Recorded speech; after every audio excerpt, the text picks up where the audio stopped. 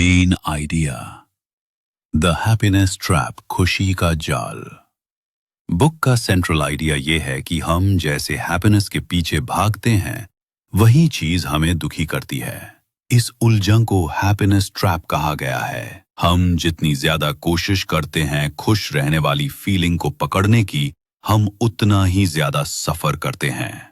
ये बुक एक therapy approach पर बेस्ड है जिसे acceptance and commitment therapy ACT कहते हैं, जो इस जाल से निकालने का रास्ता दिखाती है। दूर, खुश रहना मुश्किल क्यों है? हमारा दिमाग खुश रहने के लिए नहीं, बल्कि जिंदा रहने के लिए इवॉल्व हुआ है। पुराने जमाने का दिमाग एक मारे मत जाना डिवाइस जैसा था, जो हमेशा खतरे को ढूंढता था। ये आदत आज भी है, जिसकी वजह से हम चिंता करते हैं, दूसरों से अपनी तुलना, कंपैरिजन करते हैं और हमेशा और ज्यादा चाहते हैं, जो हमें डिससैटिस्फाइड रखता है। खुशी नॉर्मल नहीं है। आज के हाई स्टैंडर्ड ऑफ लिविंग के बावजूद इंसानी दुख हर जगह है। स्टैटिस्टिक्स बताते हैं कि एक बड़ी आबादी डिप्रेशन और एंजाइटी जैसे मानसिक रोगों से गुजरेगी और लगभग आधे लोग कभी न कभी सुसाइड के बारे में गंभीरता से सोचेंगे। इससे पता चलता है कि हमेशा खुश रहना हमारा नेचुरल स्टेट नहीं है। मतलब, बुक के हिसाब से खुशी के दो अलग मतलब हैं।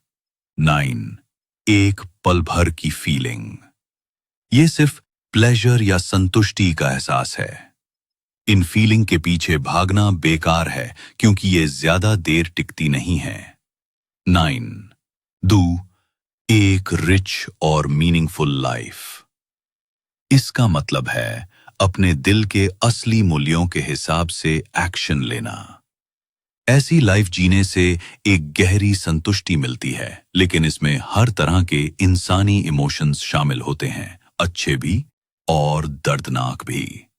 वो 4 झूठी बातें, मिथ्स, जो हमें जाल में फंसाती हैं।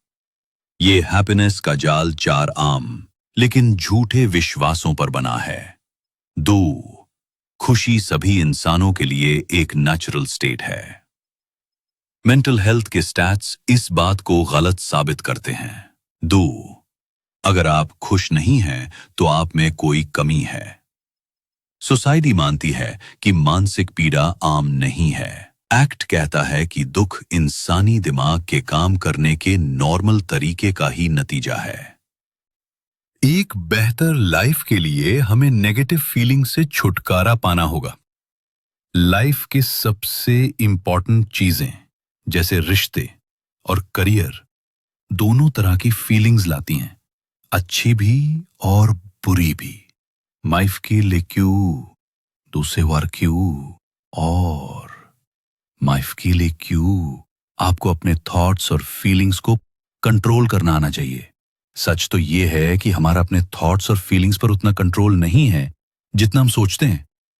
असली कंट्रोल हमारे एक्शंस पर है, जिस तो सबसे समस्या के लिए प्रॉब्लम। हमें बचपन से सिखाया जाता है कि हमें अपनी फीलिंग्स को कंट्रोल करना चाहिए। बड़े लड़के रोते नहीं, टेंशन मत लो। दूसरों को देखते हैं जो कंट्रोल में लगते हैं, लेकिन वो अक्सर अपनी असली परेशानियां छिपा रहे होते हैं। लेकिन अनवांटेड थॉट्स और फीलिंग्स को दबाने की कोशिश अक्सर उल्टी पड़ जाती है। आप जितना किसी चीज के बारे में ना सोचने की कोशिश करते हैं, जैसे आइसक्रीम, आप उतना ही ज्यादा उसके बारे में सोचते हैं। अपने अंदर की दुनिया को कंट्रोल करने की ये कोशिश ही असली समस्या है। जब हम बाहरी दुनिया की प्रॉब्लम सॉल्विंग मन पर लगाते हैं, तो हम एक विशियस साइकिल बना लेते हैं, जहां सॉल्यूशन ही प्रॉब्लम को और बढ़ा देता है।